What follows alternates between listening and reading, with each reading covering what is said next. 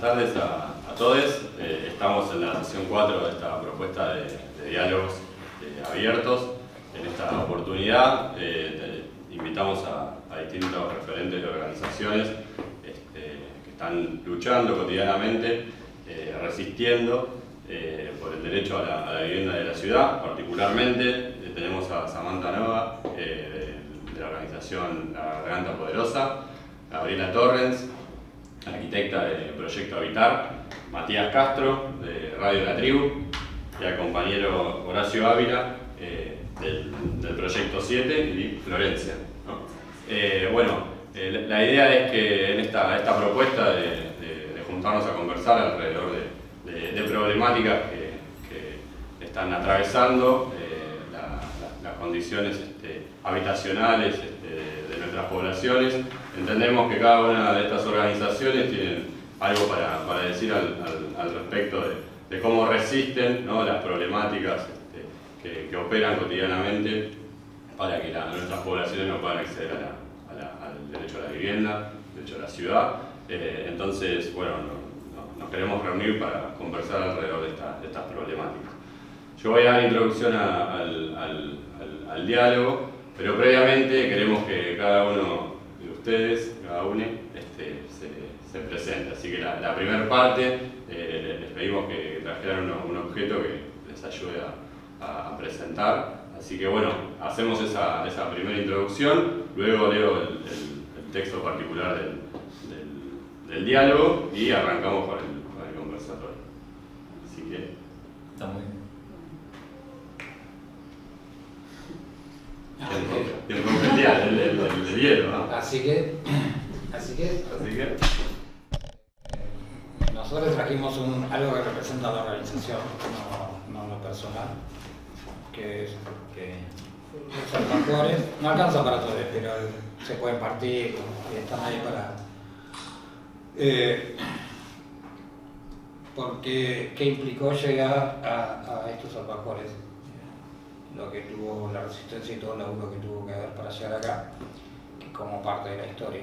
O sea, Proyecto 7 es una organización que está compuesta por personas que estuvimos y que están actualmente en situación de calle, y eso es lo que venimos trabajando hace más de 20 años ya, o 20 años. Entonces, me pareció que lo más representativo en el hoy es este alfajor y cómo llegamos ahí. Sí, ¿Está bien? Sí, claro. traje dos cosas. Uno es un fetiche. Yo también, al igual que Horacio, elegí dos elementos que hablan más del colectivo que de mí. Y voy a agarrar que es Cuerpo, es un disco a partir del asesinato de Mariano Ferreira, precisamente porque estamos en octubre, estamos a 5 días nada más de que se cumplan 12 años del asesinato. Y es interesante, además del elemento que hace como un trabajo de memoria, lo que ocurrió en ese entonces. La radio que podía hacer el contacto por una serie de músicos, de músicas, de autores, podía editar el disco, podía ponerlo circular, podía poner sus medios de producción, de sentido y de puesta en circulación de material a disposición de reconstruir el hecho, luchar para que se haga justicia y que hoy, a 12 años, casi 12 años, podamos recuperarlo y traerlo a una mesa como esta para compartirlo. En ese momento se hicieron temas particulares, se compusieron temas para este disco con Gabo Ferro, con Acorazado Potemkin, con Paula Mafia, 4 pesos de propina, etc. Y están compuestos para y a partir de aquel asesinato. Así que esto habla un poquito, es un mosaico apenas de una historia que tiene el colectivo de 33 años y fue del año 2010. Y gracias por invitarnos. Gracias a ustedes por venir. Sí, pensé que tenías dos. Era mucho, verlo Era mucho mucho. tiempo. Sí. Bueno, yo traje este elemento de protección personal, el casco blanco característico de los arquitectos en la obra. en realidad lo pensé como un objeto por una cuestión de reaprender nuestra disciplina, que me parece que es un aspecto transversal para Proyecto Habitar, reaprenderla colectivamente, y en ese sentido me parecía significativo, ¿no? Porque en realidad es como un símbolo el casco, un símbolo de quiénes son los jefes, de quién es el que manda, ¿no? De quién está en una mejor posición respecto de los trabajadores, y la experiencia de trabajo en este colectivo, en Proyecto Habitar, a lo largo de más de 10 años, a mí y creo que a muchos de mis compañeros nos permitió repensar y recrear ese conocimiento. Al mismo tiempo, esto se convirtió en un símbolo para poder identificarnos. Recuerdo algunas marchas del 8M, en donde con las compañeras del Proyecto Habitar marchábamos con estos cascos también, poniendo en valor nuestro trabajo como mujeres trabajadoras en la transformación del hábitat, y poniéndolo a disposición en ese contexto con otras compañeras, encontrándonos en ese ámbito de lucha. Entonces hoy me parecía un buen elemento, un buen objeto para presentarme y para poder empezar a dialogar respecto de esto, de qué implica estas resistencias urbanas de las que estamos hablando. Bueno, mi objeto es súper pequeño, pero creo que tiene bastante significado. Es un dije del pañuelo de las abuelas de Plaza de Mayo. Me costó mucho elegir un objeto, fue mucho laburo de introspección para, no sé, veía mis cosas y decía como qué me identifica. Creo que la parte de la resistencia del objeto, todos estamos al tanto de lo que representa. Personalmente para mí, yo aparte de ser militante de La Poderosa, soy vecina de la 21 y también estoy a poco de ser trabajadora social, entonces para mí todo lo que tiene que ver con, no solo con la resistencia, por todo lo que habitar un barrio popular, una villa representa, sino también, por la lucha, esta cuestión de defender, de intentar garantizar con la militancia y con la futura profesión, y también reivindicar los derechos humanos, además de ser como el horizonte, es lo que me hace y lo que soy, y por eso elegí todo este camino, al igual que todo me es muy difícil que sea solo mío el objeto.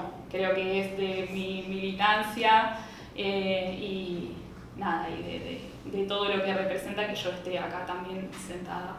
Un poco eso. Bueno, gracias Amanda, gracias bueno, yo creo que esta presentación recorre algunos puntos que queremos retomar ahora en la conversación, ¿no? O sea, hablamos de la resistencia hace más de 20 años sobre las condiciones de personas que viven en una situación de calle, que introducía Horacio. Matías traía el disco con esta idea de cargar de sentido una lucha que rememora a un militante social también que juntó distintos artistas para incorporar esa reivindicación. Gaby, que hablaba de recrear y reaprender una disciplina con una orientación también enfocada a los derechos humanos, el derecho a la vivienda. Y Samantha, también incorporar la reivindicación de los derechos también como militante y vecina de un barrio popular. Creo que son cuestiones importantes para que se presenten y además para introducir el diálogo. Este diálogo lo llamamos Resistencias Urbanas, Utopías Posibles. Voy a pasar a leer como la orientación de la conversación. Después voy a hacer unas preguntas para que cada uno vaya abordándolas. Bueno, históricamente la construcción de las ciudades se ha caracterizado como un proceso de acumulación de capital en el que se han omitido su condición de obra colectiva. Esta omisión conlleva la invisibilización del trabajo humano y de sujetos que día a día, con sus acciones e intereses, transforman el espacio.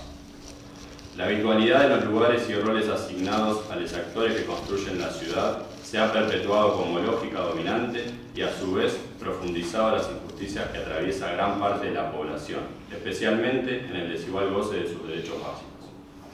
Esto se manifiesta en los condicionamientos que aparecen en su vida cotidiana, como la imposibilidad de acceder a los servicios básicos, de tener derecho a un hábitat saludable, de moverse por la ciudad con libertad y sin miedo, de tener voz y ser escuchadas.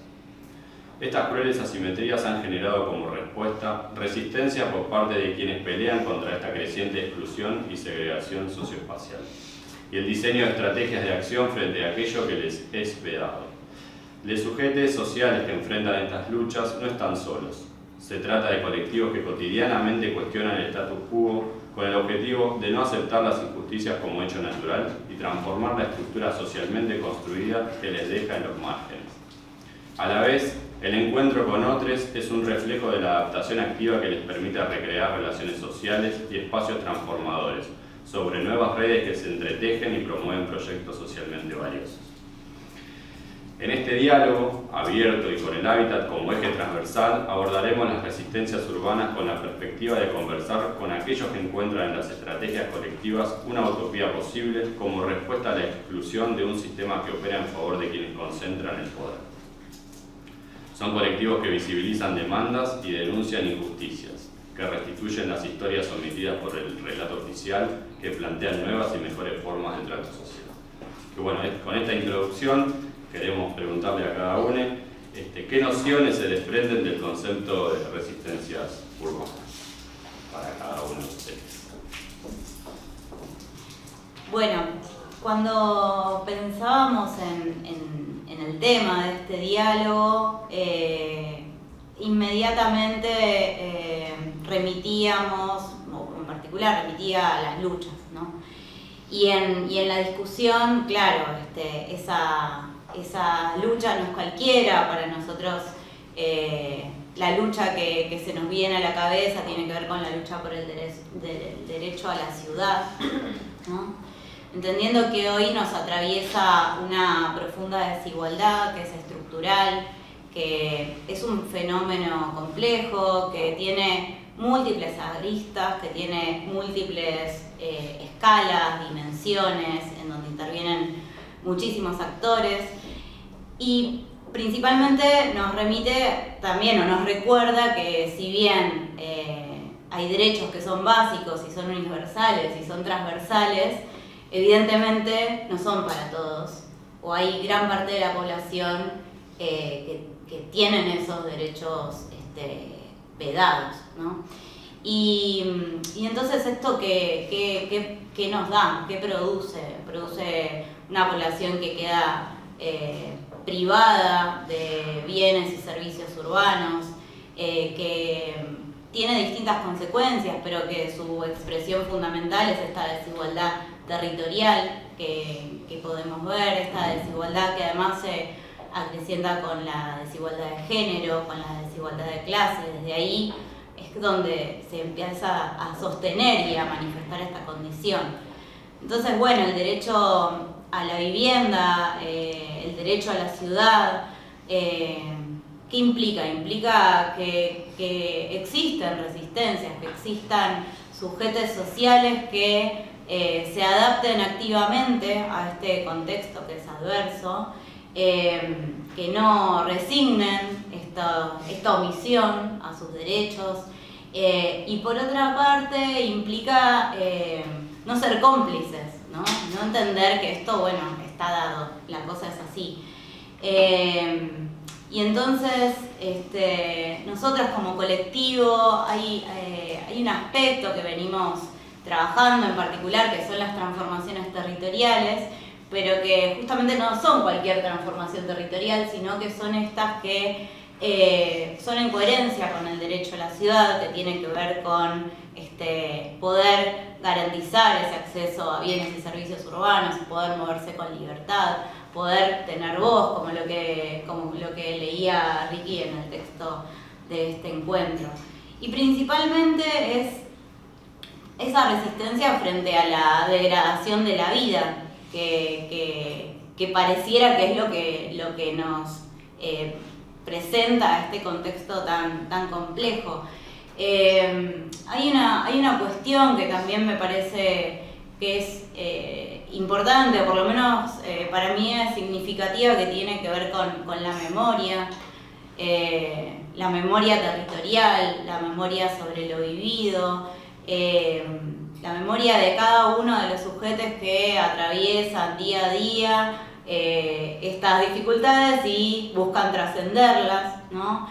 Es esa historia territorializada de quienes luchan y que al mismo tiempo no olvidan de dónde vienen, ¿no? Esta frase la escuché hoy a la mañana y en una recorrida por varios barrios del área metropolitana de Buenos Aires que hicimos junto con un grupo de estudiantes, un grupo de estudiantes de posgrado y con nuestros compañeros del Proyecto Habitar, y uno de los referentes barriales del barrio La Victoria del Ferroviario, donde venimos trabajando hace 12 años, planteó esta cuestión sobre la memoria, de no perder de vista de dónde venimos, porque eso es lo que también debilita esta lucha colectiva, esa resistencia y esa construcción social histórica es la que nos permite trascender estas desigualdades, o bueno, uno de los aspectos que nos pueden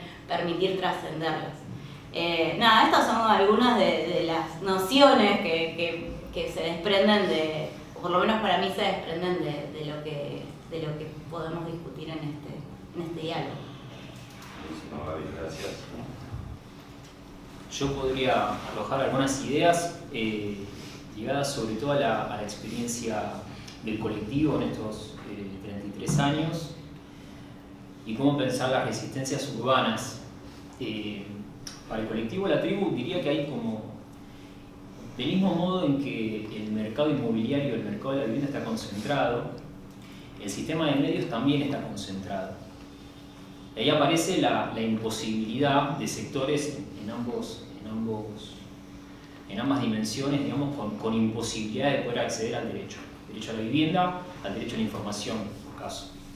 La Tribu tiene un recorrido muy grande en lo que tiene que ver con el derecho a la información, con la capacidad que tenemos como sujetos, sujetas de poder enunciarnos en primera persona, de poner a circular, como decíamos, nuestros modos de habitar la ciudad, nuestros modos de organizarnos, nuestro modo de nombrarnos, poner la palabra nuestra a circular desde nuestras formas de existir. Pero también tiene La Tribu un ejercicio y mucho tiempo dedicado a existir en la ciudad. No casualmente, en este momento, La Tribu tiene una consigna que se llama Reexistir, que está acá, que me parece que nombra bien en esa tensión, en ese juego entre existir y resistir, la situación de colectivo, pero también de otros tantos colectivos que tienen muchísimo tiempo dedicado organizacionalmente a estar.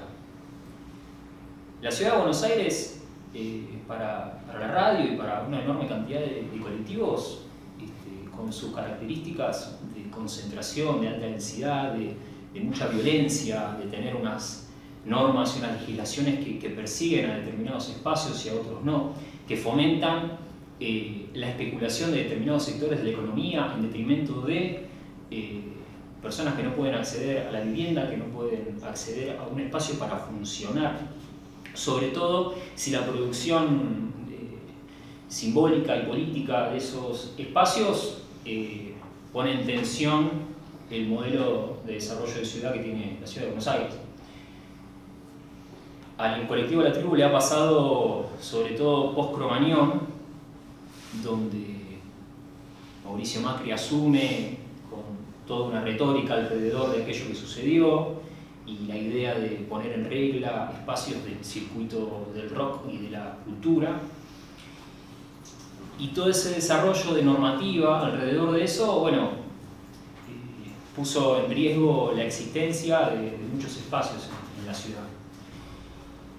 Y la tribu tuvo que en algún momento tomar decisiones ligadas a si seguir funcionando como un espacio, si se quiere, clandestino, o si va a salir al terreno, digamos, de la superficie, a ponerse en regla, a estudiar los códigos que deberían normar el modo en que nosotros funcionamos, los espacios con las seguridades con las que deberíamos funcionar, más allá del grado de conciencia que tengamos, sobre todo nuestra generación, de lo sucedido en Cromañón, que naturalmente nos puso a reflexionar y a poner nuestros espacios seguros. El gobierno de la ciudad de Buenos Aires sistemáticamente entraba a nuestros lugares en el momento de la madrugada, con visitas que eran sin aviso, para buscar el detalle a través del cual podían multarnos o podían clausurarnos y demás. Y eso llevó en discusiones de asamblea. La tribu es una organización política comunicacional que está organizada en asamblea, más allá de que su figura formal sea una asociación civil, a asumir el desafío de caminar, empujar y darle cuerpo y argumentos y letra a un proyecto para que los espacios culturales tengan un marco en el cual funcionar. Y una de las decisiones que hubo en ese momento era la de empezar a juntarnos con otra serie de colectivos que estaban sufriendo la misma persecución, el mismo hostigamiento, y junto con abogadas culturales, en ese momento de empezar a redactar, inventar, crear una normativa que intente expresar la diversidad de espacios que había en la ciudad para locales de donde había una radio, donde había un cine, donde había un teatro, donde había un salón para danza, donde ese mismo salón iba a tomar diferentes formas, en donde iban a convivir diferentes cosas al mismo tiempo, un taller arriba, una radio abajo, algo en la calle. Bueno, eso trajo una complejidad, pero hubo una decisión ahí articulada y de poder darle forma. Eso finalmente se transformó en una ley de centros culturales que en la ciudad de Buenos Aires tuvo sanción en 2018, más allá de su aplicación y de la voluntad que tiene el Ejecutivo de acompañar y de fomentar la cultura en general. No quiero robar demasiado tiempo, pero me parece que en términos del reexistir, si resistir es contener el avance de lo que busca ser dominante, me parece que la tribu, y yo intuyo que otros colectivos también, tienen una posición más ofensiva, de ser el mundo que queremos ahora, de generar los vínculos al interior de nuestros colectivos de confianza y de cuidado que queremos para el mundo ahora, de juntarnos en espacios como estos y vincularnos con la generosidad, con la escucha que creemos que es necesaria para efectivamente cambiar el tipo de relaciones sociales violentas que tenemos, generar las articulaciones de espacios compañeros para poder dar vuelta a la taba, enunciar desde los distintos sectores oprimidos, enfrentar el avasallamiento y la posición dominante de sectores concentrados en la ciudad, en todo el país y en la región. Me parece que con una voluntad ofensiva de organización y de militancia, y sobre todo con una decidida intención de volver interesante estéticamente lo que hacemos, generar una narrativa que seduzca, que sepa alcanzar a sectores que no están vinculados sobre todo con una narrativa tan panfletaria, ¿no? Asumir el desafío de poder expresar nuevas formas de comunicar. Me parece que ahí hay una forma de estar y de existir que para nosotros, nosotras y nosotres en la tribu es resistencia. Matías, muchas gracias. A ustedes. Bueno, quedan los compañeros. También pueden hacer, ¿no?, intervenciones sobre lo que otro compañero esté hablando. También está válido, ¿no? O sea, para que se genere la conversación. Para mí, al hablar de resistencias urbanas, a mí lo primero que se me viene a la cabeza, y también estando en este espacio, aunque sea la primera vez que esté en este espacio físico, pienso que tiene que ver como puramente, o lo pienso desde ese lado y también con la organización, con lo relacionado a la vivienda, a la vivienda digna y todo lo que nosotros, nosotros, hablando como vecina del barrio, ¿no? Nosotras y nosotros como vecinos desde el primer momento en el que estamos, en el que pisamos un barrio, y no quiero por ahí hacer como, no sé, decir lo que siempre se dice, pero es la posta, o sea, desde ese instante en el que ocupamos ese espacio, y no por ocupar de ilegal, sino por ocupar de habitarlo, de estar ahí, creo que ahí se empieza a generar la resistencia, por tener que transformar ese lugar, por hacerlo habitable, por tener que empezar la urbanización, los vecinos y las vecinas mismas, por tener que resistir a la mirada como del verdadero afuera, que no es como quienes no viven en el barrio, sino quienes, tienen una mirada más expulsiva y más de rechazo hacia los barrios populares, hacia las villas, que todo eso junto, es un montón para tener que luchar contra eso, digamos, a la vez que sabes que no estás viviendo en un lugar que no es tuyo, que tenés que mantener, digamos, ese espacio de alguna forma. Y mantener ese espacio o saber que necesitas un techo, hace que a la vez se generen todas las luchas, que hacen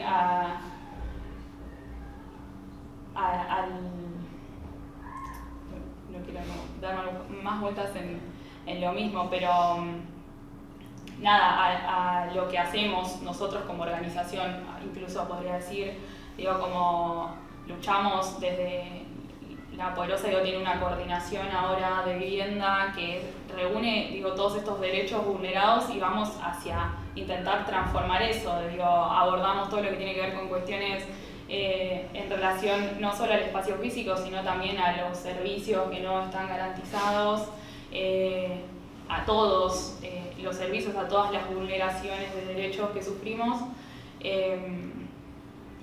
Creo que desde ahí parten la resistencia es desde el inicio. También, retomando un poco lo que dijo Matías,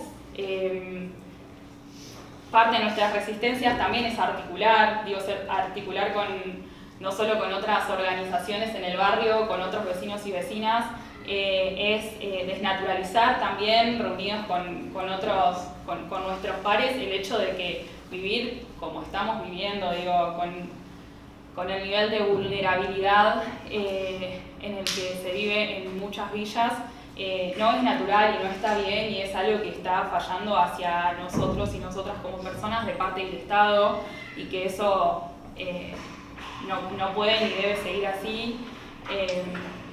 Entonces me parece, siento que tengo muchísimas cosas para decir, pero creo que cuando por ahí pienso en resistencia, se me viene a la cabeza eso, cómo hacemos para continuar viviendo en los barrios, pero con los derechos que realmente nos corresponden, digo, sin entrar por ahí en un cliché de bueno, vulneración de derechos y ya, sino realmente sabiendo que hay alguien que nos debe la dignidad de la vivienda y que ese alguien es el Estado, y que tiene respuestas muy insuficientes para cubrir esa demanda, y que estamos nosotros y nosotras en la misma lucha de bueno, poder garantizarlo, intentar garantizar la mejora de la vida cotidiana de todos y de todas.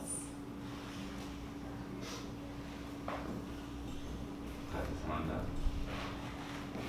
Bueno, Horacio, Florencia, estaría bueno si pueden compartir qué piensan ustedes alrededor de estas nociones que estuvimos hablando.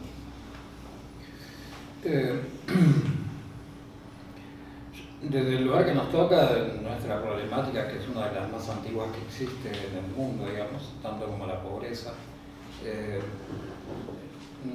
realidad nosotros no podemos hablar mucho de vivienda, tenemos que hablar de no vivienda, que es algo que poco se habla, ¿no? O sea, se habla mucho de vivienda, pero no se habla de la no vivienda, que es muy abarcativo y bastante grande también. Creo que nosotros, estando en la calle, como una cuestión forzada, obligada, si se quiere, es una muestra de resistencia clara y concreta al sistema en general, ni siquiera al Estado, ¿no? Es esta cuestión de resistir aún en las peores condiciones cuando el sistema ya nos expulsó. Es una forma de resistencia clara, concreta, que a su vez es muy visible para toda la sociedad, pero está absolutamente invisibilizada, ¿no? Esto de estar fuera del sistema es claramente, aunque sea forzado, una forma de resistencia que nos parece muy clara. Coincido con la compañía de esta cuestión de pensar en esto de la no vivienda o la vivienda desde el lugar más general de qué significa una vivienda, ¿no? Porque en general las personas en situación de calle se la asocia con la cuestión de no tener un techo. De hecho hay uno de los rótulos que es sin techo, sin hogar, y coincido plenamente que una vivienda es algo mucho más complejo, ¿no? O sea, no puede existir una vivienda si no hay educación, si no hay salud, si no hay trabajo, si no hay un montón de cuestiones ahí que complementen las cuatro paredes sin techo.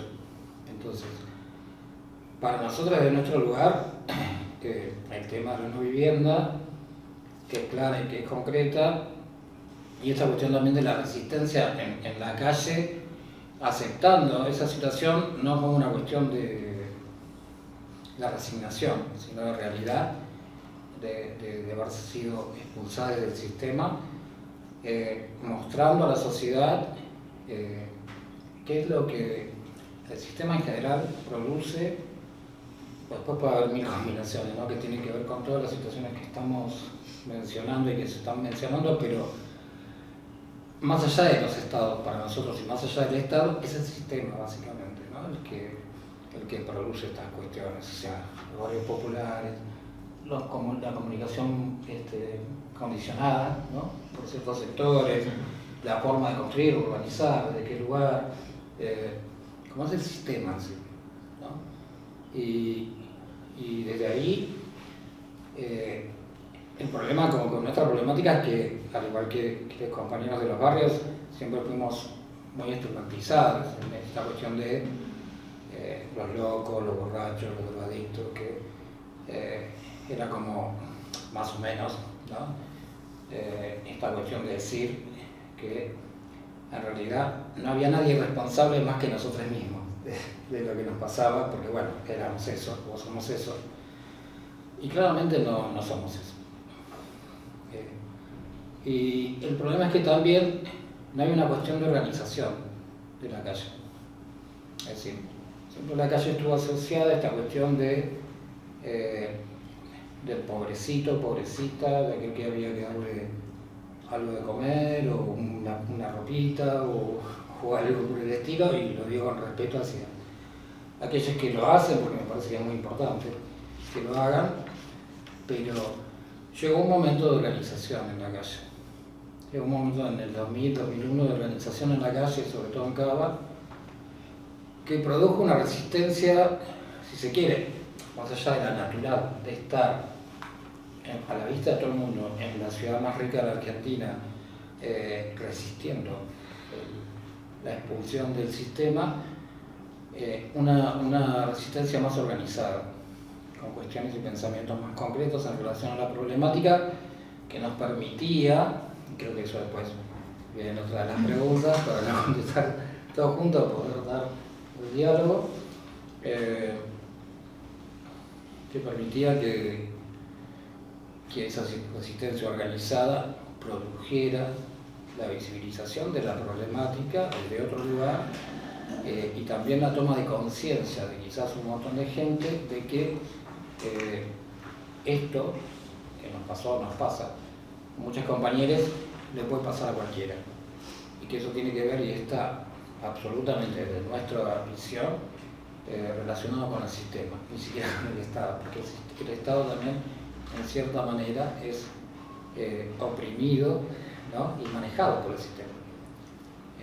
Pero creemos que las distintas ranchadas que se ven en las distintas grandes ciudades, no solo de acá, sino del mundo, menciono algo para que se entienda, es el segundo Congreso Latinoamericano y del Caribe que se hace sobre la problemática. O sea, no es ya más el borrachín o el loco que está ahí como una lección de vida, sino que hay una cuestión más que tiene que ver con una situación social estructural, como lo es los barrios, como es la pobreza. Bueno, pero creo que es una forma de resistencia natural el que existan la cantidad de ranchadas que hay, como una muestra clara hacia la sociedad de resistencia casi natural. Sí, agregaría a esta idea que Horacio expresa con claridad, ¿no?, la resistencia como capacidad organizativa, como capacidad de brindar respuestas y no solo de visibilizar demandas, que en ese sentido esta mesa tiene digamos, la capacidad de expresar diferentes acciones o diferentes dimensiones de esas demandas. Y en esa expulsión la capacidad de la organización tiene un valor adicional, ¿no?, la capacidad de perdurar durante los años, las décadas, construir agendas que dejen además legislación para discutir en las siguientes preguntas también, ¿no?, pero esta capacidad de visibilizar cómo la calle también encierra, ¿no?, y cómo el encierro produce calle, ¿no?, esta ausencia de políticas que a veces decimos de acompañamiento para quienes recuperan la libertad, para las personas que transitan el encierro, recuperan la libertad y se encuentran muchas veces en la calle y en el mejor de los casos con organizaciones como Proyecto 7 que invitan a la organización. Pero la resistencia es de esa capacidad organizativa, ¿no?, como concepto. Bueno, ya que hay tantas interés como seguir con la segunda, la siguiente pregunta, creo que algunas cosas que me parece que está bueno como reunir, o por lo menos que a mí me quedan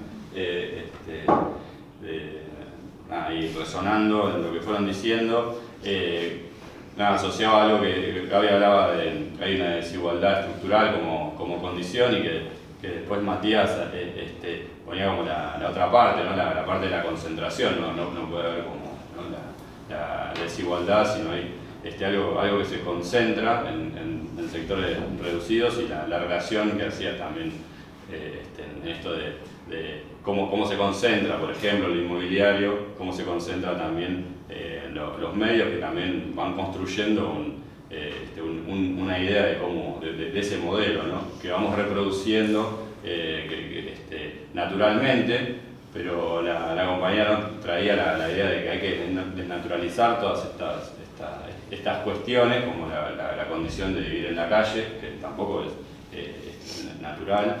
Perdón, que funcionan además entrelazadas. Entonces hay que producir una narrativa alrededor de eso que justifique esa relación tan desigual, digamos, ¿no? Naturalizamos grados de concentración tan altos, naturalizamos grados de desigualdad tan grandes porque los normalizamos. Y eso funciona y son los mismos sectores los que concentran la vivienda que los que concentran el sistema de medios. Y bueno, vos también traías esto de la violencia, ¿no? O sea que en todo caso disfrazar, pero que no deja de ser violento, ¿no? Inadmisible que haya gente viviendo en la calle y que encima se los estigmatice como que es lo peor de la sociedad. Entonces, también esto que introduce a la segunda pregunta, que creo lo que traían alrededor de la organización, como la capacidad de tomar conciencia y de naturalizar estas situaciones, creo que también forma parte de lo que queremos que empiecen a contarnos alrededor de qué acciones vienen desarrollando como organizaciones, como colectivos, en esta idea de las resistencias y las utopías posibles, ¿no? O sea, así que nada, me parece que está bueno como esto que fueron esta introducción para hablar ahora de las acciones que vienen desarrollando. ¿Cuál estamos esta mañana acá? Me imagino que 20, 30 años. Eso va a demorar mucho que comamos los alfajores. Hasta las 8 está el equipo, así que... Pasamos pidiendo las pizzas. Tenemos 20 minutos. Bueno, Yo quería comentar igual, así también más allá de mencionar algunas cuestiones que tienen que ver con el hoy, tienen que ver con las actividades de lucha organizada que mencionábamos, en esta cuestión de qué manera el sistema nos va involucrando en determinadas trampas, ¿no? De esto de, por ejemplo, ser propietario, ¿no? Y o propietaria, y cómo el sistema va haciendo y va llevando para que nos metamos en créditos y un montón de cuestiones que en realidad tarde o temprano esos monopolios, esos sectores de poder que manejan el hábitat y la vivienda a nivel mundial se terminan quedando siempre con todos, ¿no? Es como una cuestión bastante obvia para pensarlas del lugar que a uno le tocó transitar o vivir en la calle o a otros compañeros que está tocando hoy, que habría que también repensar esa cuestión de ser propietario o propietaria como una forma de resistencia también hacia el mismo sistema capitalista que produce la vivienda para lucro, no para bienestar, ¿no? De la población. El Proyecto 7 hoy por hoy tiene 4 centros de integración, donde los compañeros viven ahí 24 horas, los 365 días del año. Eso era algo que no existía, había un sistema bastante perverso que solamente había nocturnidad, se podía ir de noche y a la mañana los expulsaban de nuevo a la calle. No importaba las condiciones climáticas ni la cuestión de que las personas estuvieran enfermas o con padecimiento de salud. Eso se logró a través de la ley, de haber ganado la ley 3706, que fue una de las primeras que hubo en la región, digamos, la primera fue la de Brasil. Nosotros tomamos como ejemplo esa ley, nos juntamos con el movimiento de gente en situación de calle de Brasil, para dar una vuelta de rosca y ayudar un poco más a lo territorial y a lo cultural de lo que era Argentina, pero en eso específicamente menciona centros de integración 24 horas, 365 días del año para romper con ese sistema tan perverso, ¿no? que existía. El gobierno nacional no lo tomó de manera inmediata, si tiene sus propios lugares no lo hace y algunos inclusive hoy por hoy no lo cumplen, pero bueno, se instaló y se está cumpliendo. Para aquellos inclusive que son comunidades o la iglesia también, aparte de la iglesia que trabaja con la problemática. En estos 4 centros de integración se trabaja con un abordaje integral, como se dice, que tiene que ver con la persona como un todo, sujeto de derecho, y con algunas particularidades que tienen que ver con poder pensar si la persona va a volver al sistema o no. O sea, porque es muy complejo y muy loco esto de pensar también una forma de resistencia de por qué, si yo estuve 7, 8, 10 años en la calle y el sistema me expulsó, no me quiso, porque yo tengo que volver a esforzarme para volver a entrar al sistema, ¿no? Como forma de resistencia. Quizás no quiero. Quizás meterse el sistema en el cuarto bolsillo de tu pantalón y yo quiera otra cosa, quizás pueda reinsertarme o integrarme socialmente hablando desde otro lugar diferente, que no sea eso, ¿no? Y eso se labura también, esto del trabajo formal o no formal, de la cuestión de esto de que hablamos de lo que te marca el sistema como forma de vida estructurada, que todos de alguna manera debemos cumplir para pertenecer. Y eso nos parece una forma de resistencia también, relacionado con lo anterior. El PRIDA, que es un lugar para mujeres cis y trans, algunas de ellas son mamás y están con sus criaturas, fue el primer lugar en Argentina en recibir compañeras trans, porque no existía lugar para compañeras trans, es decir, no había una visión de la cuestión de género no binaria y diversidades. Entonces, claro, había un vacío ahí fuerte que había que ver cómo se complementaba. Es una población en la ciudad de Buenos Aires muy grande, la población trans. Y bueno, y un montón de instancias más, digamos, que tiene que ver con la resistencia cuando estábamos en la calle, de haber hecho la huelga de hambre en el 2004 en Plaza de Mayo, que devino en los subsidios habitacionales que hoy actualmente cobran más de 20.000 personas. Eso fue logrado por una huelga de hambre de las personas en situación de calle, porque lo que existía hasta ese momento era un régimen de hoteles donde el gobierno de la ciudad negociaba directamente con los hoteleros, o sea, no había un beneficio individual o personal. Entonces el negociado era multimillonario, ¿no? O sea, una habitación de hotel de 2x2 se podía llegar a pagar a guita de hoy, pongámosle 100.000 pesos. Entonces, y además solamente comprendía familias, entonces el 80% de la población en calle son personas solas. Por ende, necesitan otro tipo de beneficio que permitiera que eso pudiera pasar, y después de 8 días de huelga de hambre logramos que se ganara ese beneficio, como también forma de resistencia, de lucha. Esta huelga de hambre se decidió en Plaza San Martín, con 200 compañeros que estaban en distintos dispositivos del gobierno de la ciudad y conveniados, donde la decisión fue que si íbamos a estar en la calle, con hambre, sucios, que tuvieran un sentido, que tuvieran un objetivo. Porque igual íbamos a estar, entonces el objetivo era ganar mínimamente este subsidio, entre otras cosas, ¿no? Así que eso también fue parte de la lucha y de las alternativas. Y los centros de integración son una alternativa distinta de cómo se puede abordar la problemática, ¿no? En la ciudad y en las grandes ciudades. Porque lo que hacemos acá en Argentina está muy tomado también por muchos sectores o muchos lugares de la región, muchos países de la región que no están quizás muy avanzados en el tema. Y no sé, creo que también como forma de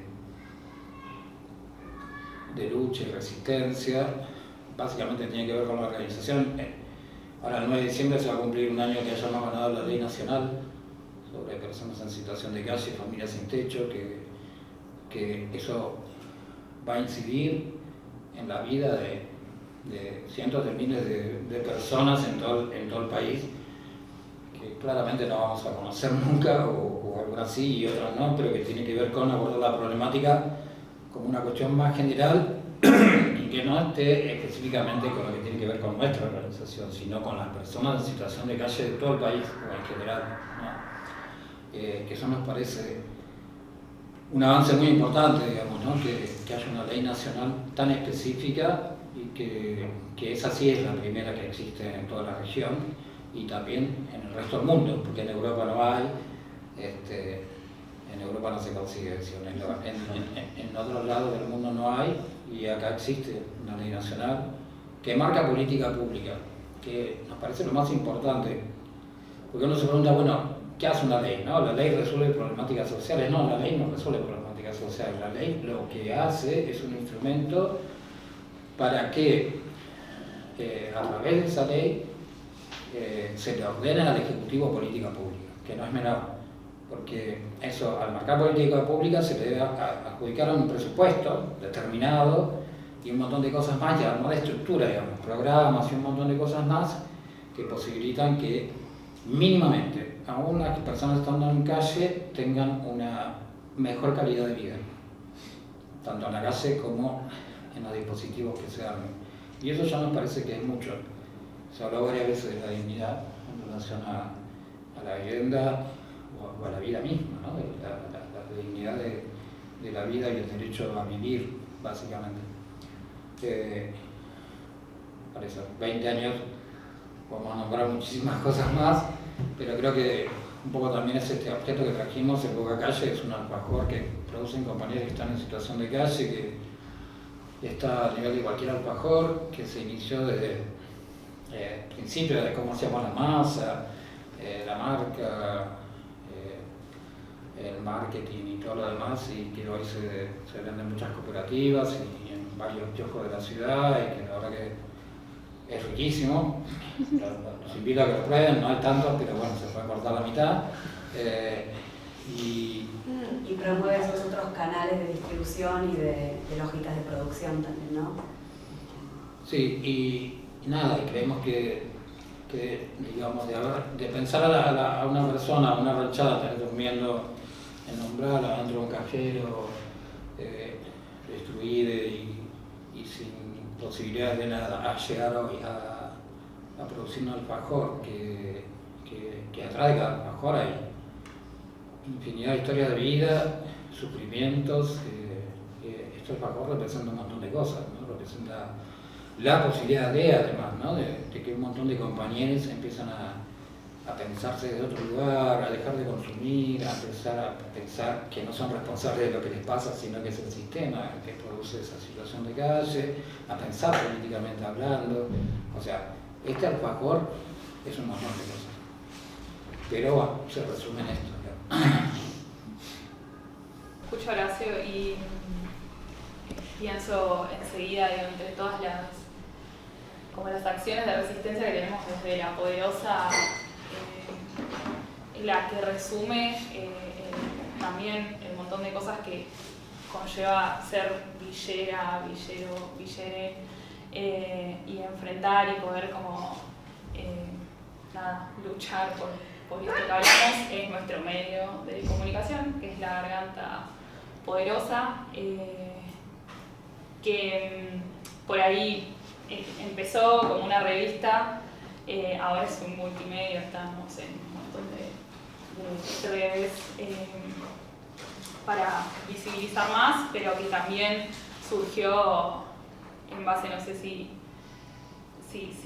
se habla tanto por ahí del inicio, pero también un poco por comentarios de un periodista de un medio hegemónico, como les decimos, estigmatizando a Zabaleta, que es el primer barrio en el que laburamos como organización, y ahí fue donde dijimos como, che, esto no solo es, no puede pasar, digo, porque no somos lo que están diciendo en la tele, sino que tenemos que buscar una forma de hablar nosotros por lo que vivimos, digo, de poder, o problematizarlo nosotros o ponerlo en agenda nosotros, nosotres, y ahí es donde surge como, bueno, hagamos una revista, pensemos la forma de llegar a la gente, que fue con caras de personas conocidas, y vos ves la revista y ves un montón de famosos o de figuras importantes de la cultura, del arte, de la política, toda, y fue visibilizar, sigue siendo visibilizar, también es laburo, también es que la hagan los vecinos y las vecinas de los barrios, no solo contar lo que pasa en el barrio, sino también que aquellas personas que por ahí no sabían que les interesaba el diseño, de repente lo saben, y tienen una compu y se les se los acompaña para que escriban, para que diseñen, para que saquen fotos, para que formen todo lo que la revista es, y a partir de ahí problematizar y seguir visibilizando desde nuestro lugar. Eso como lo primero, después está como forma, como acción, las más de 100 asambleas que somos como organización en el país y también algunas a nivel latinoamericano. Desde ahí, digo, esa es la base para todo, esa es la base para la revista, es la base para la lucha, es la base para todo lo que llevamos adelante, que es, una de nuestras bases también es la autogestión, digo, esta cuestión de, bueno, hacemos como lo imposible para bancarlo nosotros y nosotras y para poder decir, en este caso, para todo, pero en este caso de la revista, digo, lo que querramos. O sea, decimos lo que querramos y que no haya una bajada de línea de, bueno, te bancamos, entonces tenés que decir esto porque lo que querramos es lo que sucede y lo que por ahí muchas personas no quieren escuchar o no les interesa o les parece más lindo hablar de otros temas. Y no de cómo viven las personas en su vida. Y otra de las acciones, tampoco quiero hablar mucho, como siento que podría un montón, pero está bien recortar, que tenemos como organización para todo esto que hacemos, además de los espacios, de las asambleas y de las coordinaciones que yo mencionaba, la de vivienda, pero hay un montón, porque obviamente nos tenemos que organizar por temáticas para no ser un todo, sino hacerlo ordenado y específico. Nosotros tenemos el Observatorio Villero, que es el espacio desde donde recogemos los datos concretos de lo que pasa. Digo, siempre suele haber estadísticas más desde la afuera, digo, esta cuestión de cómo se mide la pobreza desde ciertos espacios, digo, quién la mide, cómo, cuáles son los indicadores para medir esa pobreza. Y desde ahí, o sea, desde la crítica, digamos, a esos espacios es que dijimos, bueno, hagámoslo nosotros, como tomemos los datos nosotros y nosotras, tenemos un montón de asambleas en un montón de barrios, digo, recolectemos nosotros los datos duros para después poder dar todas las batallas que estamos dando. Así que esa es como otra de nuestras grandes herramientas y formas de lucha dentro de esta organización. Y por supuesto también, por ahí no es, no es nuestro de La Poderosa, pero sí de nuestros barrios. Y también tiene que ver con una ley que es la Ley de Barrios Populares, que se sancionó hace un par de años, en el 2018, y que hace poco, creo que fue esta semana, estuvieron en el Congreso para poder solicitar la prórroga de esa ley porque delimitó o significó un montón de cosas, en principio que se registre a los barrios, digo, como barrios populares y que no se puedan desalojar, y que podamos, incluso las personas, como tener, un certificado para ahí que diga como sí, de una, digo, tuve que vivir acá o tengo que vivir acá, pero este es mi lugar, entonces que eso también se reconozca para poder a partir de ahí continuar con la vida de cada uno. Entonces, como me parece importante en esta línea de que no es que no es que resuelve todo, pero que sí es un reconocimiento también de que hay algo que hay que abordar, digo, que es la existencia de las villas y esta forma de vivir y de habitar no solo la ciudad, sino todo el país. Bueno, primero me gustaría poner en contexto una cuestión sobre el Proyecto Habitar. El Proyecto Habitar es un invento, o sea, no existe, es una estrategia colectiva, solemos decir. Yo creo que la invención del Proyecto Habitar es una acción de resistencia. Capaz tiene que ver más como con una cuestión histórica respecto de nuestra disciplina, la arquitectura, el urbanismo, ¿no? Prevalentemente elitista, ¿no? Se asocia la arquitectura o la posibilidad de acceder a un arquitecto pagándolo, ¿no? Si no, estás afuera. Estás fuera de tus posibilidades. Entonces, pienso que en realidad quienes nos reunimos en este colectivo estamos continuamente diseñando esta estrategia. No es algo cerrado, es abierto, está en constante transformación, vamos como generando distintos como principios, líneas de acción, pero me parece que como esta acción de no quedarnos en el lugar que está dado y al mismo tiempo trascender la idea de que tenemos que estar en el margen porque somos arquitectos que trabajan con quienes luchan, es una acción importante, es pequeña en relación con con esta desigualdad que planteaba al principio, con las acciones que desarrollan otros colectivos, pero es profunda y creo que hay un aspecto que es potencialmente transformador que tiene que ver con la propuesta de articular, ¿no? De articulaciones, de construir articulaciones colectivas frente a esta desigualdad naturalizada, no aceptarla naturalizada principalmente.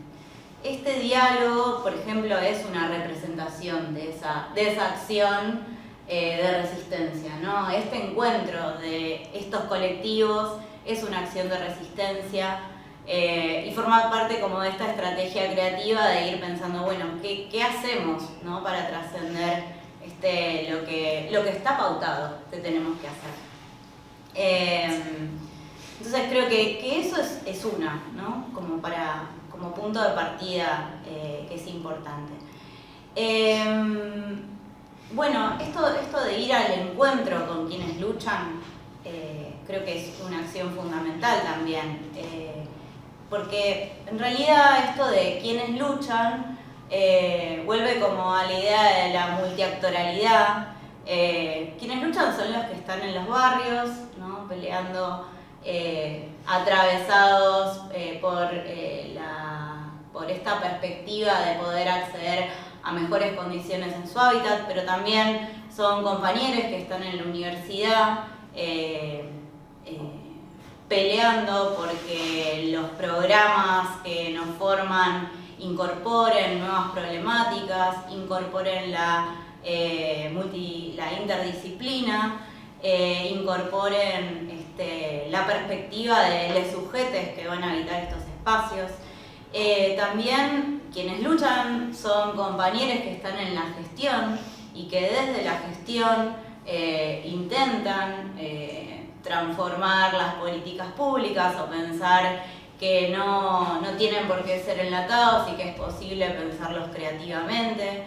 Quienes luchan son quienes comunican, digo como los compañeros de la tribu, con quienes podemos encontrarnos para visibilizar, difundir los problemas, pero también plantear propuestas, como bueno, frente a todo esto, ¿qué nos queda? ¿Hacia dónde vamos?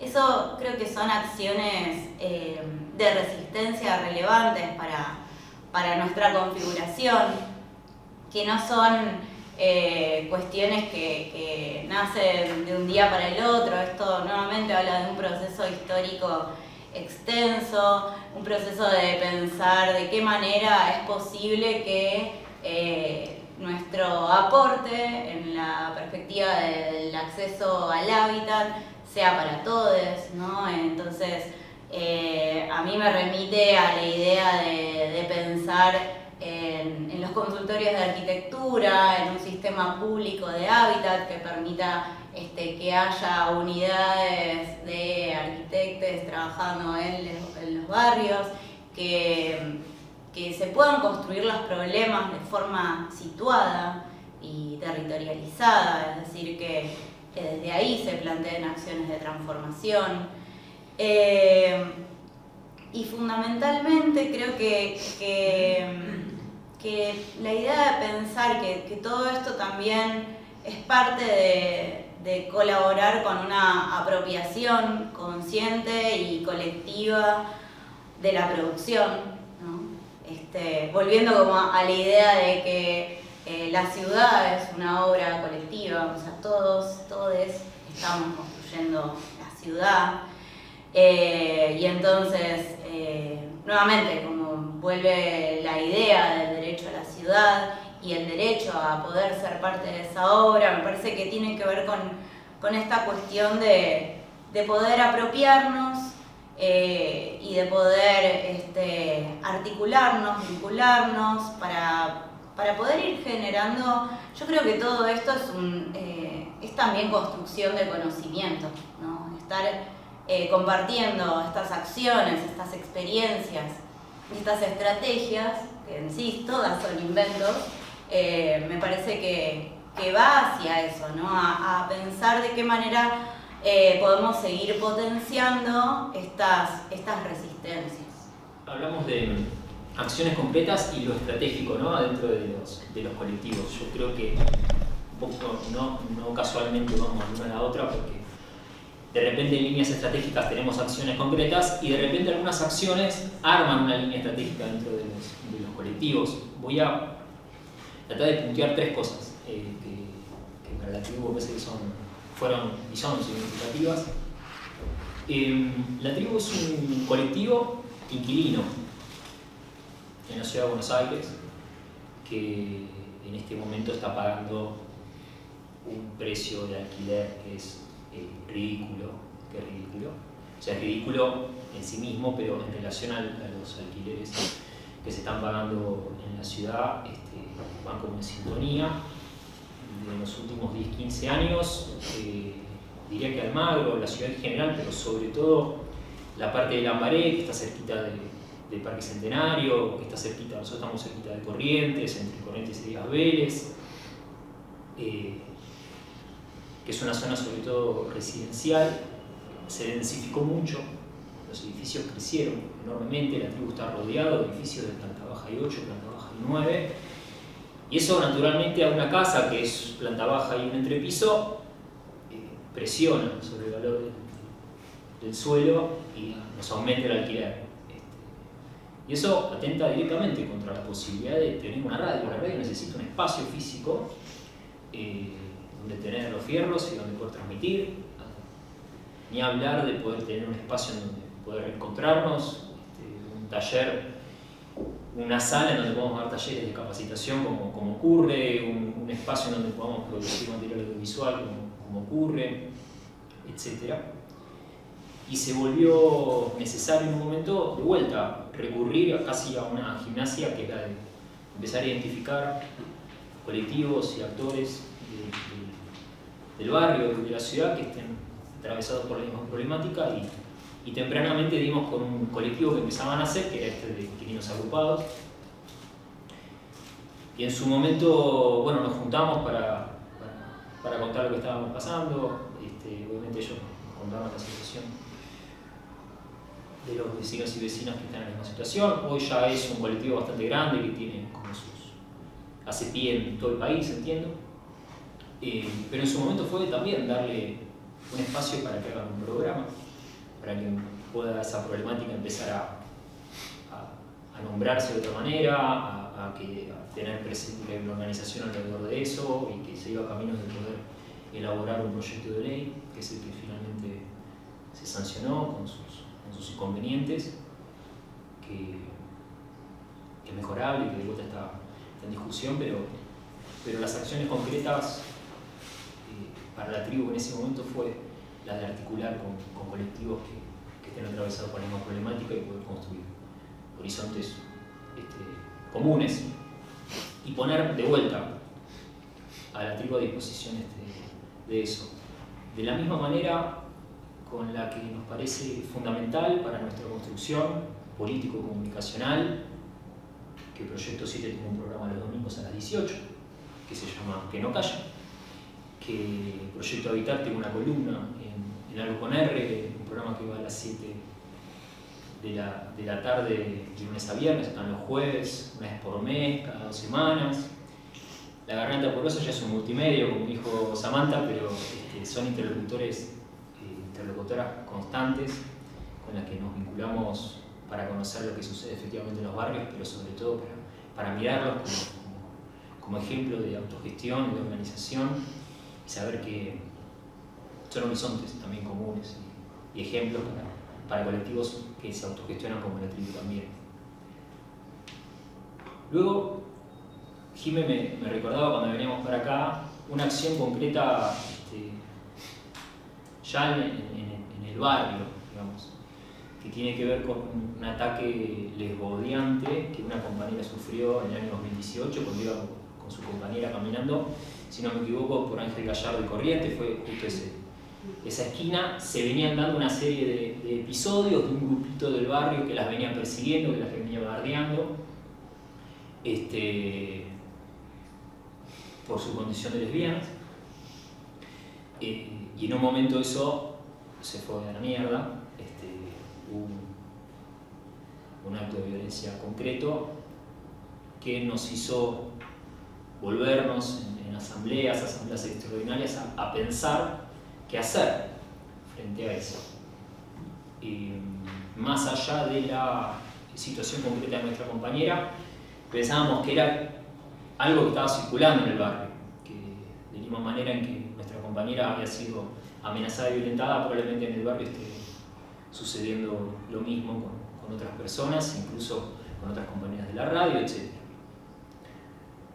De esas elaboraciones, digamos, de lo que había sucedido, de vuelta, lo que se hizo fue ponernos en contacto con colectivos del barrio, cercanos a la zona donde fue el ataque, que estén pensando también al interior y que tengan acciones concretas y sostenidas para la comunidad LGTBIQ, que tengan espacios que estén especialmente enfocados para que esa comunidad tenga un lugar donde encontrarse, que estén libres de violencia, libres de prejuicio, libres de discriminación, etc.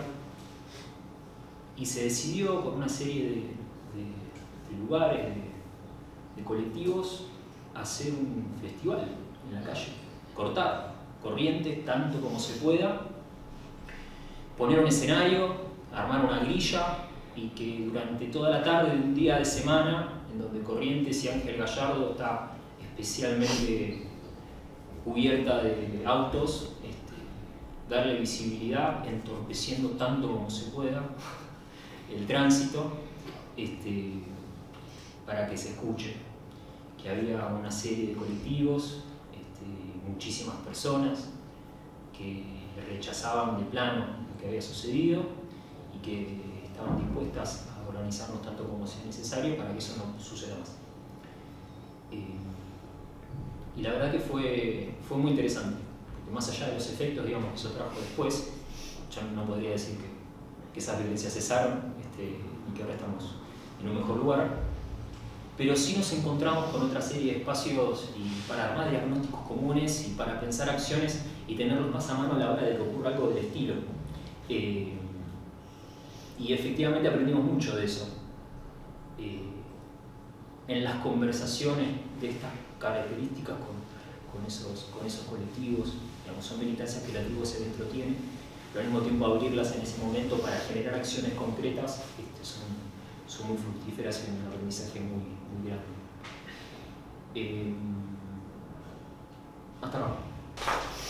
Yo le voy a proponer, porque creo que hay muchas cuestiones para conversar, que resumamos las últimas dos preguntas en una, ¿no? que puedan ustedes abordar en la misma exposición cuáles son los aprendizajes que entienden, se desprenden de estas acciones y estas estrategias colectivas que fueron construyendo, y también qué proyectan, ¿no? Qué proyecciones tienen estas estrategias. Así que creo que si pueden ir retomando estas dos cuestiones en esta última exposición y después hacemos una ronda de cierre, genial. Esta cuestión de todas estas cosas que nos atraviesan, la forma es cambiar el sistema. Para eso necesitamos mucha organización y lucha, que este tipo de encuentros, este tipo de, no sé, con Apoderarse en los últimos tiempos venimos participando en un montón de cosas que están organizando el Foro de Derechos Humanos ahora de marzo y bueno, un montón de cosas más. Con los compañeros de la tribu hay una larga historia, pues siempre fueron los que daba nuestra voz en los inicios de la gente que no tenía voz, o sea, nosotros. Y después claramente con distintos grupos que tienen que ver con hábitat, participamos, inclusive estuvimos en Ecuador cuando se hizo lo de Naciones Unidas y en contra, digamos, hemos estado en todos lados que tienen que ver con el hábitat y con el habitar, digamos. El habitar también nos parece que es muy importante tenerlo en cuenta, esto de cómo se habitan las ciudades, ¿no? Cuál es la elección de habitar y cómo se habita. Y eso replanteo también de las propiedades privadas y la forma de construcción, de quiénes para quiénes, y varias cosas más, pero todo eso dentro de una instancia de lucha y de organización colectiva. No creemos que haya otra manera. Lo aprendimos, ¿no? Claramente, cada vez que cada una de nosotros iba a pedir algo a algún organismo o a algún funcionario, lo que lográbamos era un no rotundo y un claro boludeo, ¿no? Es como, bueno, me acuerdo de una funcionaria que claramente una vez dijo: la gente en situación de calle siempre está esperando porque para ustedes no hay nada, así como, ¿no? Bueno, listo. Y le prendimos fuego a los 3 carros que había delante del vagón de arriba, ¿no? Entonces ahí entendió, No es una acción concreta. y nosotros también entendimos que esa era la forma. Y ella entendió que quizás nosotros no estábamos dispuestos a aceptar que no hubiera nada y sí había algo para ellos, que era resistencia, lucha y organización. Esto fue hace muchos años atrás. Nosotros somos una organización que tiene como objetivo dejar de existir, relacionado a las utopías, ¿no? ¿Cuál es nuestra utopía? Que no haya más personas en situación de calle en todo el mundo. Y eso claramente sabemos que es difícil, pero si hablamos de utopía, es nuestra utopía, ¿no? Que cada uno tenga el lugar adecuado donde vivir, con todo lo que nosotros mencionamos como cuestión de vivienda, ¿no? De educación, salud, trabajo, bienestar. Salud, cuando hablo de salud, hablo de todo tipo de salud, ¿no? Salud mental, salud orgánica, y también, obviamente, de algo que por ahí no se menciona tanto, pero que es absolutamente necesario y que en estos tiempos está como escaseando bastante, que tiene que ver con la empatía y el amor, ¿no? Dentro de lo que es una situación de vivienda, y que claramente en los últimos tiempos mucho no se ve. Pero bueno, desde ese lugar entrelazamos las dos. En este 2x1 creemos que es eso. La utopía es que no haya más personas en situación de calle y vamos a luchar por eso. Y que la forma es la lucha y la organización colectiva, y no creemos que haya otra. El amor, ¿no? Como decía Horacio, el afecto siempre como un eslabón necesario en las resistencias y en la construcción. Pensaba también otro aprendizaje importante es la dimensión de la comunicación, ¿no? También desde una forma afectiva y profundamente política, porque el amor es profundamente político.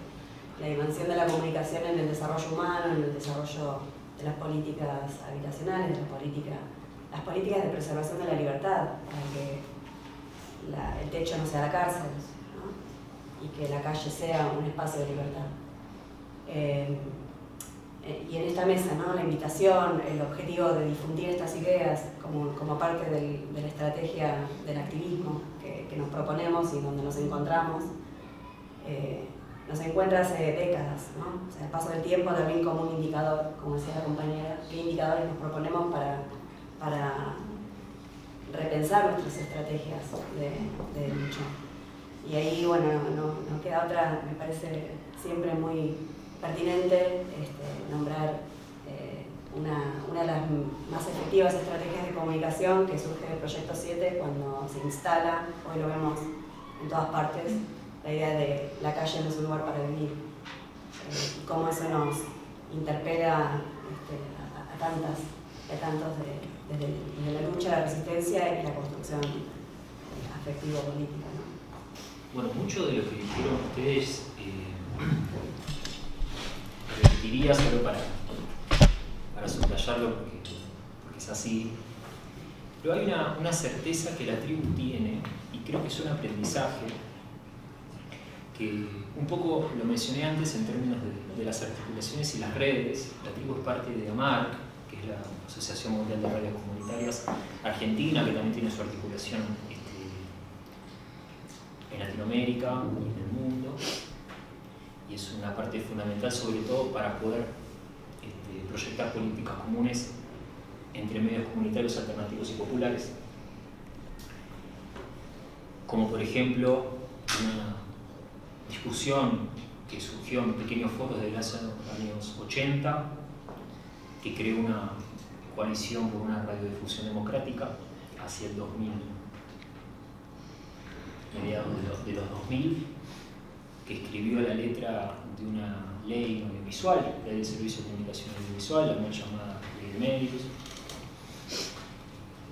y que tuvo la trayectoria para mí ideal que podría tener cualquier proyecto de crecer desde los foros en todo el país y elaborar un texto que es de avanzada para cualquier parte del mundo, que tuvo su sanción, que tuvo en el 2009, que tuvo su lucha en la Corte Suprema de Justicia, que se sancionó y que después el gobierno de Mauricio Macri le amputó artículos claves para implementar. Pero eso nació de vuelta, de darnos los espacios para poder pensarnos en común y elaborar reglas de juego que permitan que, por ejemplo, los medios comunitarios alternativos y populares tengan un 33% reservado del espectro radioeléctrico. Es un espectro finito, es un espectro que ocupan en gran medida grandes medios de comunicación y que otras voces, otros medios de comunicación no pueden enunciar. Eso es profundamente desigual. Y es una de las utopías, si se quiere, a la que nos gustaría arribar, que ese 33% reservado a medios comunitarios alternativos y populares, ese 33% reservado a medios públicos y a medios privados con fines de lucro, se respete y se cumpla. Para empezar. Y después hay otra certeza, con esto cierro, que es la autogestión. El colectivo La Tribu nace en el año 89, con estudiantes de la carrera de comunicación de la UBA, militantes del PC, que salen de la estructura de la educación formal, que salen, digamos, del continente del partido y arman una radio para poder contar lo que querían contar en un contexto de crisis económica muy fuerte. Ahí empezaban los 90 con toda esa locura que significó, y La Tribu era una producción de un discurso alternativo, muy podrido, muy en diálogo con lo que era también el movimiento punk en ese momento, etc. Pero cuando La Tribu nació yo tenía 4 años. No sabía que era una radio, no sabía que era un disco, no era un micrófono ni nada. Pero el colectivo hacia adentro se dio las dinámicas necesarias, sobre todo en los últimos años, para que quienes nos íbamos incorporando, yo entré en el año 2010, cuando sale este disco, y empezar a hacer una especie de escuelita adentro, de manera muy generosa, con compañeros y compañeras que te contaban cómo se hace la producción técnica, cómo se hace la producción periodística, cómo se le habla a un micrófono, cómo se puede escribir un guión, cómo se pueden cortar audios, cómo se participa en una asamblea, cuánto silencio hay que hacer, qué oportunidad tenés de poder decir lo tuyo. Y esas dinámicas al interior del colectivo, participativas, son las que garantizan que los colectivos perduren muchos años. Porque efectivamente la gente que estaba en ese momento hoy ya no está, y quienes están protagonizando a este colectivo es otra generación, es otra gente. Y hay una continuidad. Y La Tribu, desde el año 89 al año 2022, pasó por todas las coyunturas que conocemos, mantuvo una línea y fue cambiando sus vínculos, fue cambiando de forma lo que sucedía dentro de la casa, fue cambiando algunas de sus acciones, pero es un tipo de organización que garantiza perdurabilidad. Es un tipo de organización generoso, participativo, horizontal, y para nosotros es un tipo de resistencia fundamental para seguir existiendo en el tiempo, más allá de los nombres propios. La Tribu nunca se caracterizó por tener a un nombre propio al frente. La tribu es la tribu, es un colectivo. Siempre trató de diluir tanto como pudo los nombres propios en el anonimato para que lo que primero que aparezca sea un colectivo de personas. Y para mí eso es un valor ético y estético. Así que, a mi entender, una de las más fuertes líneas de resistencia y uno de los aprendizajes más valiosos que la tribu tiene es la autogestión. Creo que lo colectivo está muy presente, no solo porque estamos acá en este espacio, sino por lo que vienen diciendo.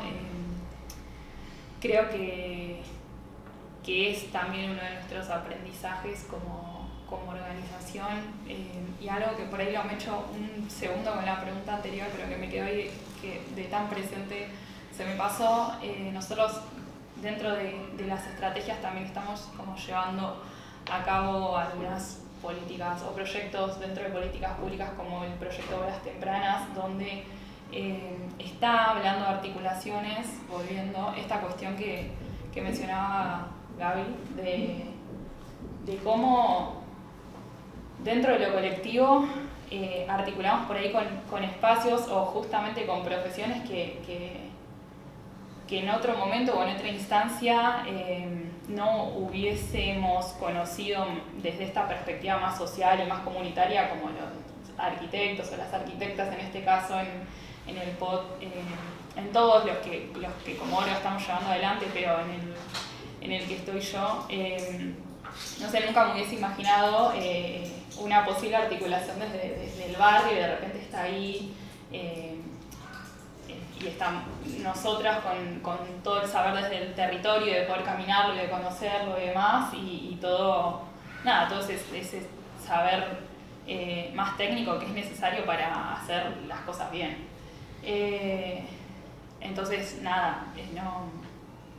creo que un poco lo dijeron, pero es un aprendizaje el generar redes, el saber que no vamos a transformar nada de lo que queremos transformar estando solos y solas. Entonces lo colectivo es la clave y no deja de ser no solo también una base, sino un aprendizaje constante. Y al hablar de utopías, un poco va de la misma mano, o sea, de la mano en realidad de lo mismo. Creo que una utopía desde los barrios populares, desde las villas, es también que no existan más villas en el sentido de esta vulneración de derechos constante. Digo, que se ejecuten todos los proyectos de urbanización o reurbanización. A mí me gusta hablar de reurbanización, reconociendo todo ese trabajo que los vecinos y las vecinas hacen desde el inicio de la existencia de los barrios. Porque somos nosotros o fueron nuestros padres, madres, abuelos, abuelas quienes abrieron los pasillos, quienes hicieron las cloacas de la forma que sea, pero quienes estuvieron ahí armando toda esa infraestructura que hoy son nuestros barrios. Que crecen para donde se puede, crecen para arriba en capital, crecen hacia los costados en otras provincias, pero creo que hacia allá vamos, hacia allá queremos ir, hacia esta reurbanización que contemple la perspectiva de todos quienes vivimos en los barrios y que no sea impuesto desde el afuera o desde el arriba, sin consideración de cómo vivimos y de cómo habitamos, sin crear, no sé, edificios todos igualitos, y por ahí sí reconocer como todo el trabajo que hicieron las familias para tener su propia casa, que es suya, que son nuestras.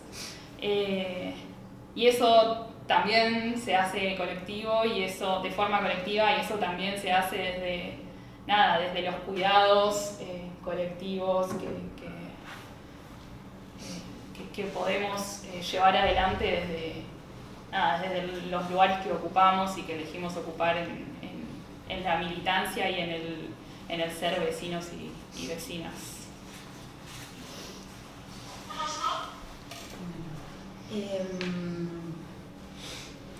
A ver, voy a tratar de sintetizar lo que quería decir. Creo que como aprendizaje para compartir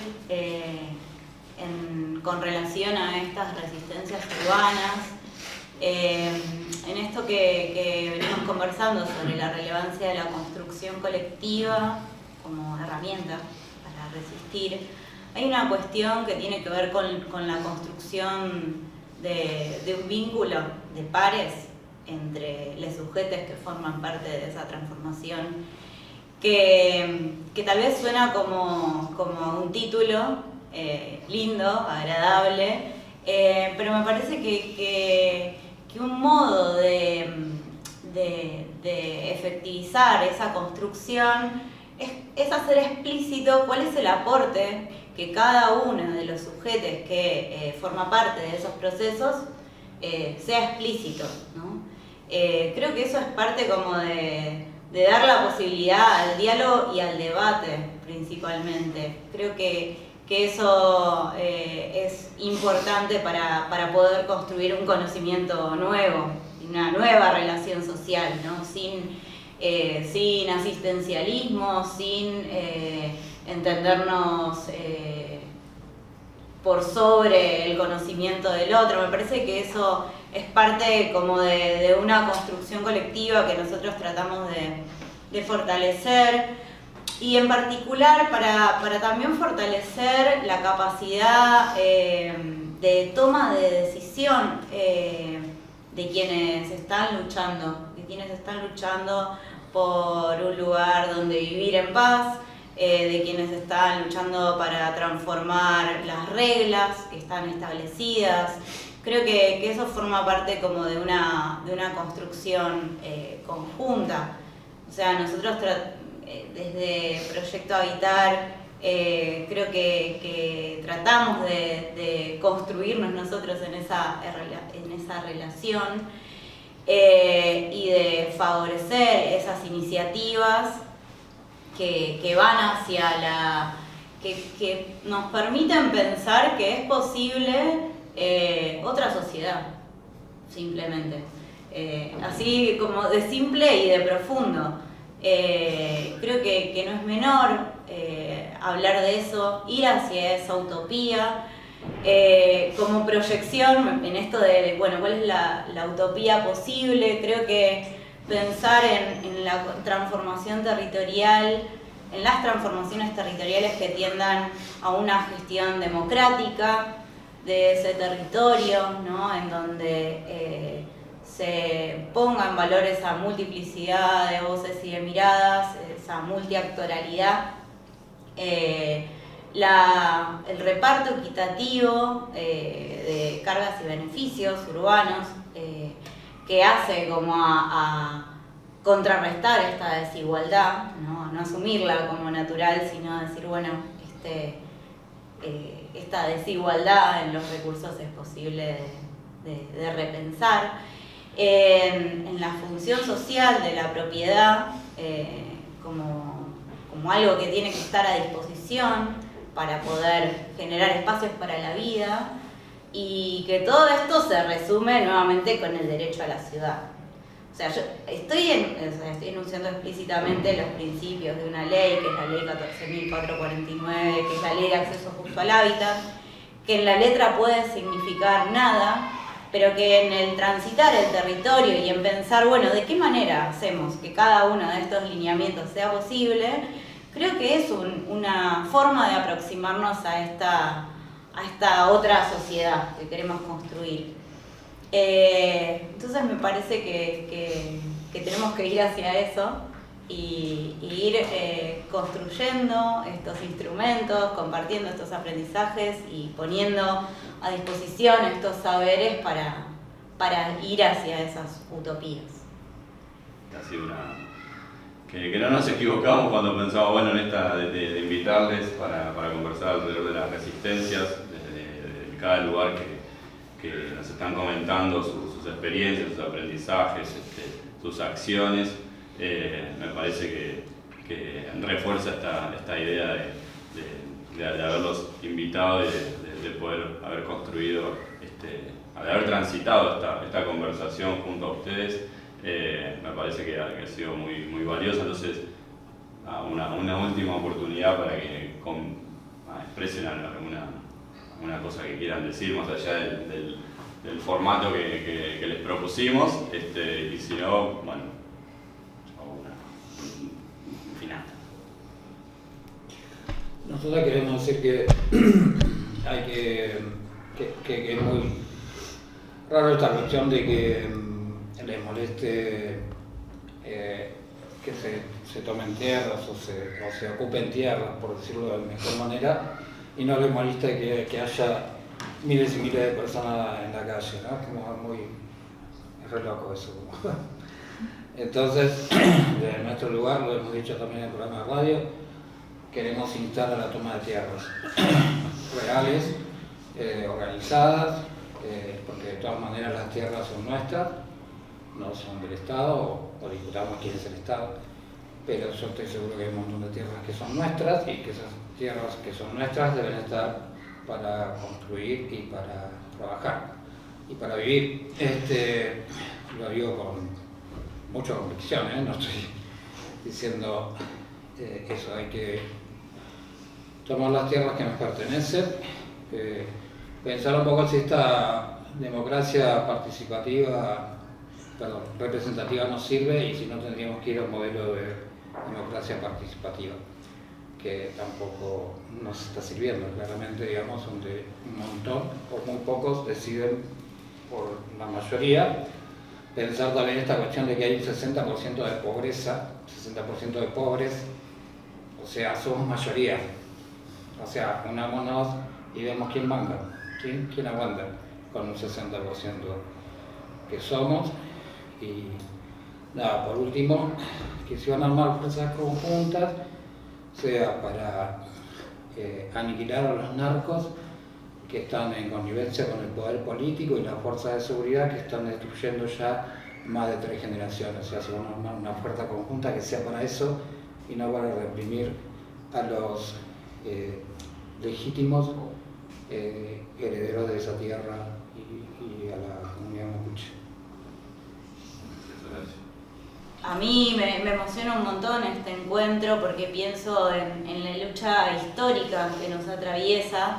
Cuando mencionabas la construcción del barrio y remitías a tu familia, a tus viejos, a tus abuelos y a las millones de personas que tuvieron que atravesar día a día o que atraviesan día a día estas condiciones de desigualdad que son insoportables, o sea, porque yo lo escucho a Horacio y digo, esto es insoportable, no podemos seguir tolerándolo. Me parece que tiene sentido pensar históricamente que estas asimetrías no son naturales, que tenemos que tratar de comprender de dónde vienen, dónde se construye esto como sentido común, para poder reconstruir o darle un nuevo sentido o fortalecer en realidad el sentido de lo que estamos haciendo para ir hacia esta transformación. Creo que todos estamos hablando de una transformación social que es urgente, que trasciende lo que cada uno hace para ir hacia otra sociedad. Entonces creo que es emocionante encontrarnos, que está cargado de un montón de territorialidades que hablan de diferentes espacios, de la calle, del barrio, de la construcción, de los espacios de cuidado, de los espacios públicos para difundir esas injusticias y que no hay que dejar de hacerlo. Eso me parece que es muy importante en este contexto que estamos viviendo. Sí, yo celebro también por necesario y por político este encuentro. Bueno, agradecerles la participación, agradecerles también que hayan compartido sus apreciaciones sobre las acciones que vienen realizando. Yo creo que hay una cuestión súper importante sobre esto de hacer escuela, de la perspectiva de que perduren ideas, además de los colectivos, que perduren ideas sobre las resistencias que tenemos que dar para transformar estas lógicas. Y ante los modos que nos imponen, ¿no? Que fue una palabra que salió bastante, de opresión, que genera estas desigualdades, estas injusticias sociales, lo que recorre también sus exposiciones es la idea de que hay otras formas, ¿no? Hay otras formas de organización social, que hay otras formas de relaciones humanas que las pueden trascender, y la estamos trascendiendo en estas acciones concretas que ustedes fueron explicitando. La posibilidad de encontrarnos acá, de darle este espacio, este ámbito de importancia para construir un material audiovisual que pueda ser difundido en distintos medios, en distintas redes, para nosotros es parte también de esta idea de que perduren estas acciones y que también permitan encontrar nuevos ámbitos, ¿no? nuevos ámbitos para poder pensar en conjunto otras acciones que incluyan las que ya venimos haciendo, pero incluyan otras que permitan profundizar profundizar estos otros modos, ¿no? Ante la opresión y la injusticia, autoorganización, autogestión, solidaridad, ¿no? la perspectiva de los derechos humanos. Creo que también es algo que nos reúne en las conversaciones, y lo cual celebro. Este proyecto que hemos elaborado de diálogos abiertos tiene esta intencionalidad, ¿no? O sea, tienen el interés de poder hacer con un material audiovisual visible unas acciones que son tendientes a transformar las condiciones dadas, que también, como fueron diciendo, no son naturales, sino que están aplicadas sostenidamente por muchas generaciones y que generan progresivamente estas condiciones de desigualdad. Así que volver a agradecerles la participación, y bueno, nos queda pendiente ahora construir otras acciones para ir hacia estos objetivos que dijeron, ¿no? O sea, comparto plenamente el objetivo de que Proyecto 7 tiene que dejar de existir, de que los barrios, las condiciones que mencionaba Samantha, tienen que dejar de existir, que se respeten las voces y las ideas de los espacios autogestionados, ¿no? que promueven otras voces, y la perspectiva de seguir construyendo, ¿no? la ciudad, las viviendas, los barrios, las calles, que entendemos puedan seguir aportando a reproducir la vida, ¿no? Así que bueno, agradecerles, y bueno, creo que nos merecemos un fuerte aplauso.